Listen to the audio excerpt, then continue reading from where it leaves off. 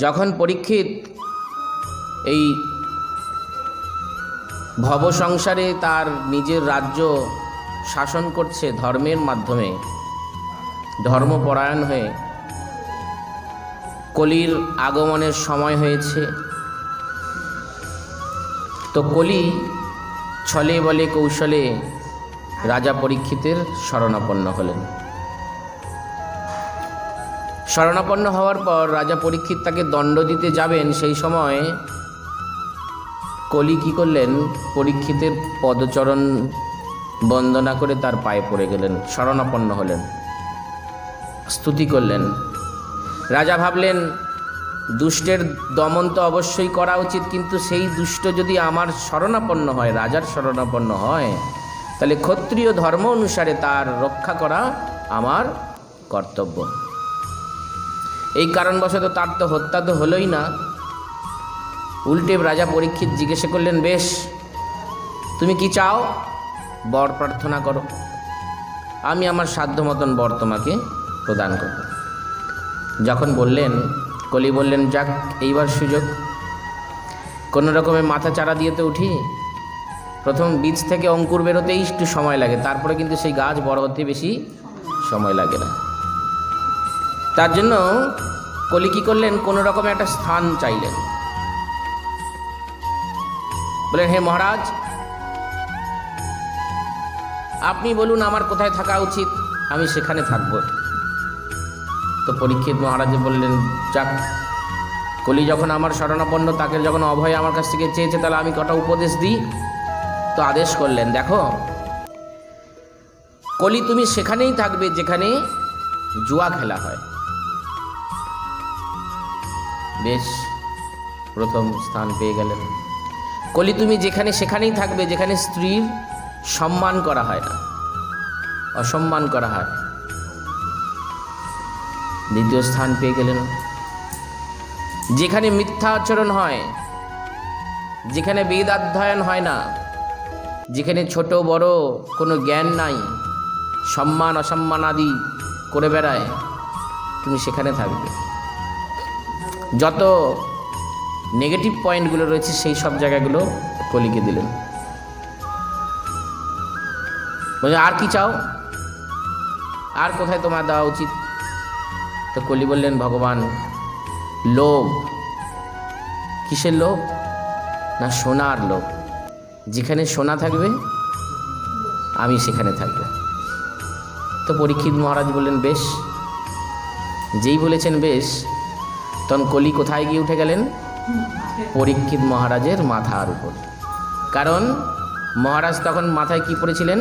সোনার মুকুট।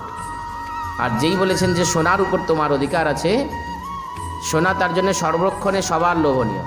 তার জন্য দেখবেন আপনারা যখন সোনার চেন পরে মর্নিং ওয়াক করতে যাবেন, তখন এক গাদা কলির লোক মোটর সাইকেলে বসে রয়েছে, অপেক্ষা করছে কখন রমা মাতাজি যাবে আর চেনটা ধরে টেনে নিয়ে চলে যাবে। ভগবান না করুক, কোনোদিন যেন না হয়। হ্যাঁ, কিন্তু এটা হচ্ছে। প্রকৃত সোনার প্রতি সবার একটা লোভময় স্থিতি থাকেই। তো যাই হোক, তো কলি কি করলেন, মহারাজ পরীক্ষিতের উপর সুযোগে বসে আছেন, কখন পরীক্ষিতকে কুপঘাত করা যায়। তখন তিনি কি করলেন, এমনভাবে পরীক্ষিত যখন জঙ্গলে শিকার করতে গেলেন, তখন জলের তৃষ্ণায় ছটপট করতে করতে করতে করতে একটি ঋষির কাছে আসলেন। সেই ঋষি ধ্যানমগ্নে এতটাই মগ্ন হয়েছিলেন যে পরীক্ষিতের আর্তনাদ শব্দ তার কান পর্যন্ত পৌঁছায়নি। তো পরীক্ষিতকে এই জড়সংসারে পরীক্ষিত কিন্তু শুধু যে পাণ্ডু বংশের সন্তান তা নয়, উত্তরাধিকার তাও নয়। পরীক্ষিত হচ্ছে আমরা, প্রত্যেকটা মানুষ এক একটা পরীক্ষিত।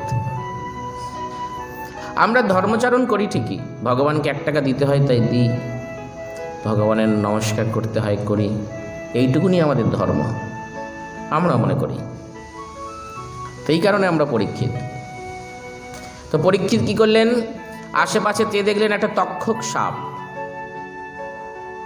সেই তক্ষক সাপটাকে নিয়ে মৃত তক্ষক সাপটাকে নিয়ে কি করলেন, ঋষিমুনির গলায় পরিয়ে দিলেন। হ্যাঁ, পড়ে যাওয়াতে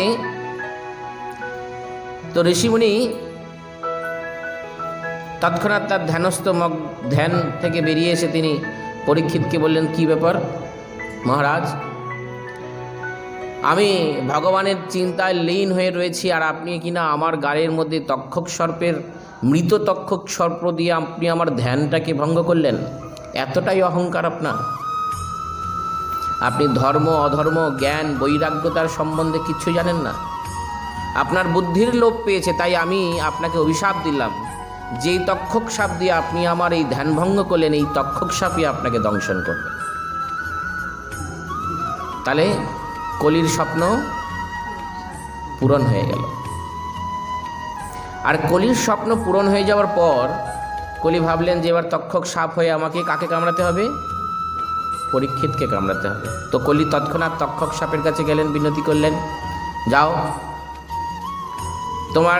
তুমি তো ভালোই বন জঙ্গলে সাপ ইঁদুর টিঁদুর খুঁজে বেড়াচ্ছিলে, খাবার দাবার খুঁজে বেড়াচ্ছিলে, তো তোমাকে ওই মহারাজ তোমার সংকল্প থেকে উঠিয়ে নিয়ে এসে একটা ঋষিমণির গলায় দিয়ে তোমার যেমন ব্রতভঙ্গ করেছে, তোমাকে যেমন সর্পজনিত আরও বেশি পাপায়িত করে দিয়েছে, যাও তুমি গিয়ে পরীক্ষিত মহারাজকে এর একটা প্রতিশোধ নিয়ে নাও। তো তক্ষক সাপ কি করলেন, পরীক্ষিত মহারাজকে দিয়ে দংশন করলেন। সাপে কাটলে তার কি যন্ত্রণা একমাত্র সেই বোঝে যাকে কামড়েছে। কিন্তু সর্পটা কি, তক্ষক সর্পটা কি, বাস্তবিক ভাব যদি দেখা যায়, তক্ষক সর্প হচ্ছে আমাদের এই সময়, যে কর্মের মাধ্যমে আমরা পাপকে আহ্বান করেছি, এই পাপ কর্ম হচ্ছে তক্ষক। বুঝে গেল? পাপ কর্মটাই হচ্ছে আমাদের তক্ষক, সৎকর্ম হচ্ছে পরীক্ষিত, পাপ কর্ম হচ্ছে তক্ষক। এই পরীক্ষিতের পুণ্যের সংখ্যা যদি আপনার কম থাকে, পাপের সংখ্যা যদি আপনার বেশি থাকে, আর পাপের মাধ্যমে যদি আপনি আপনার এই জড়দেহটাকে যদি আরও একটা গার্বেজ সেন্টারের তৈরি করেন, ডাস্টবিন তৈরি করেন, তাহলে লাস্ট পর্যন্ত সেখানে পোকামাকড় তো হবেই, দুর্গন্ধ তো বেরোবেই। তো চরিত্রটা আমাদের বলে না, আমাদের শরীর থেকে গন্ধ বেরোয় না, আমার চরিত্রের গন্ধটাই হচ্ছে সব থেকে বড় গন্ধ। আপনি যদি দেহ গঠন করুন চাই না করুন, আপনি রোগা পাতলা থাকুক, কোনো অসুবিধা নেই, হাওয়ায় উড়িয়ে নিয়ে যাক, কোনো অসুবিধা নেই, কিন্তু আপনার চরিত্রবান যদি হয়ে থাকেন, তাহলে আপনাকে আপনার চারিত্রিক গুণের দ্বারা, তার বল শক্তির দ্বারা আপনাকে কেউ এক পা থেকে অন্য পায়ে দোলাতে পারবে না, সরাতে পারবে না। তাই চরিত্রবান হওয়ার কথা বলা হয়েছে ভাগবতে। চরিত্রবান সংকল্প যদি করে থাকি, তাহলে সেই সংকল্পকে দৃঢ়তার সাথে পালন করাই হচ্ছে চরিত্রবান ব্যক্তির একমাত্র কর্ম। প্রত্যেকটা জীবনের চলার পথে আমাদের সংকল্প করা উচিত, দৃঢ়তার সাথে সংকল্প করা উচিত। ধার্মিক ব্যক্তিকে অধর্মের পথে চালিত করে, তার নাম হচ্ছে কলি, কুমন। কলি মানেই হচ্ছে আমাদের কুমন। আমি যেমন কর্ম করব তেমন ফল আমাকে প্রাপ্ত করতে হবে। ভগবান গীতায় বলছে, তুমি তোমার একনিষ্ঠতার মাধ্যমে নিয়মাবলীকে, সমস্ত নিয়মকে প্রতিপালন করে, জাগতিক সুখ ভোগকে ত্যাগ করে তুমি যদি তোমার নিষ্ঠা কর্মকে যদি এগিয়ে নিয়ে যেতে পারো, ফলের চিন্তা তুমি করো না, ফলটা আমি তোমায় প্রদান করব। যে ভাগ্যবান ব্যক্তি এইটা মনে করে যে আমার ফলের চিন্তা করে লাভ নেই, আমি আমার নিষ্ঠার সাথে আমি আমার কাজটা করে যাব, যে কোনো অফিসের কাজ হোক, আপনি অফিসে একটা কাজ করছেন, সেই কাজের মধ্যে যদি আপনার মন না থাকে, দৃঢ়তা যদি না থাকে, সংকল্প যদি না থাকে, আপনি কিছুই করতে পারবেন না। ঘন্টা অফিসের বসের বকা শুনতে হবে। তো এই সংকল্পটা যদি আমরা করি, তখন কি হবে, যে আমি এই কাজটা যে করব শেষ করেই ছাড়ব, আর যতক্ষণ না শেষ করব ততক্ষণ পর্যন্ত আমার চোখে যেন একটু ঘুম না আসে। এই একটা সংকল্প, আপনি এইটা একটা মনের মধ্যে সংকল্প করে নিন, দেখুন আপনার কাজ হয়ে যাবে।